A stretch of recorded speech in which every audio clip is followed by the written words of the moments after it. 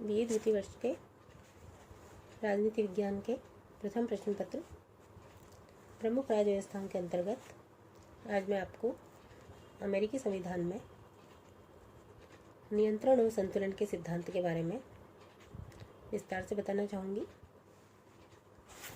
नियंत्रण और संतुलन के सिद्धांत को अपनाने का रूप यह है कि शासन के तीनों अंगों व्यवस्थापिका, कार्यपालिका और न्यायपालिका में से प्रत्येक अंग पर अन्य दो अंगों के द्वारा नियंत्रण रखते हुए ऐसा शक्ति संतुलन स्थापित किया जाता है कि कोई भी अंग बहुत अधिक शक्तिशाली न हो जाए।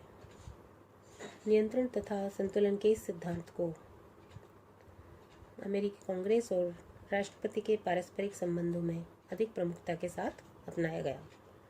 वो न्यायपालिका के संबंध में स्वाभाविक रूप से अपेक्षाकृत सीमित रूप में अपनाया गया। सरकार के तीनों अंगों के संबंध में नियंत्रण तथा संतुलन की व्यवस्था का अध्ययन इस प्रकार से कर सकते हैं। पहला है कांग्रेस की शक्ति पर नियंत्रण। कानून निर्माण की शक्ति कांग्रेस को प्राप्त है, लेकिन कांग्रेस की शक्ति पर राष्ट्रपति और सर्वोच्च न्यायालय का नियंत्रण। कांग्रेस द्वारा पारित विधेयकों पर राष्ट्रपति को विलंबकारी निषेधाधिकार, जेबी निषेधाधिकार प्राप्त होता है। राष्ट्रपति को प्राप्त निषेधाधिकार की शक्ति कांग्रेस की कानून निर्माण की शक्ति पर एक प्रभावी नियंत्रण है, जिसके प्रयोग में समय के साथ वृद्धि हुई है। संविधान की व्याख्या करते हुए सर्वोच्च न्यायालय के द्वारा ऐसे कानूनों को असंवैधानिक घोषित किया जा सकता है जो उनके विचार में संविधान के प्रतिकूल है।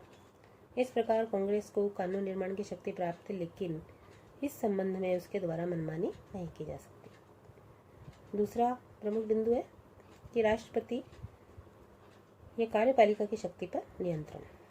राष्ट्रपति देश की कार्यपालिका का प्रधान है, लेकिन वह प्रशासनिक क्षेत्र में मनमानी नहीं कर सकता और तानाशाह नहीं बन सकता। कांग्रेस द्वारा अनेक रूपों में राष्ट्रपति की शक्ति पर नियंत्रण रखा जाता है। सर्वप्रथम राष्ट्र के वित्त पर कांग्रेस का अधिकार है और कांग्रेस राष्ट्रपति द्वारा चाहे गए धन की स्वीकृति देने से इनकार करके राष्ट्रपति की शक्ति पर भी अंकुश लगा सकती है। व्यवहार में अनेक बार कांग्रेस ने अपनी शक्ति का प्रभावशाली रूप में प्रयोग किया है। इसके अतिरिक्त राष्ट्रपति देश की सेना का अध्यक्ष है और वह परराष्ट्र संबंधों का संचालन भी करता है, लेकिन कांग्रेस राष्ट्रपति की शक्ति को भी दो रूपों में नियंत्रित करती है। पहला, संविधान के द्वारा यह आवश्यक है कि राष्ट्रपति द्वारा की गई युद्ध की घोषणा की पुष्टि कांग्रेस करे। इसी प्रकार राष्ट्रपति द्वारा किए गए समझौतों और संधियों की पुष्टि भी सीनेट के द्वारा अपने 2/3 बहुमत से की जानी आवश्यक है।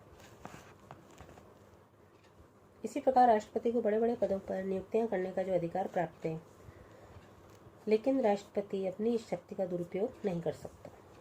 इसके लिए नियुक्तियों पर भी सीनेट की स्वीकृति आवश्यक होती है।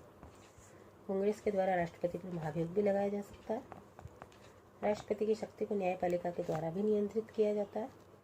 सर्वोच्च न्यायालय राष्ट्रपति के कार्यों का सर्वेक्षण कर सकता है और यदि वे कार्य संविधान की व्यवस्था के प्रतिकूल हों तो उन्हें अवैध भी घोषित कर सकता है। इस प्रकार से नियंत्रण और संतुलन के सिद्धांत के अंतर्गत कांग्रेस की शक्ति पर नियंत्रण और राष्ट्रपतीय कार्यपालिका की शक्ति पर नियंत्रण स्थापित किया जाता है। धन्यवाद।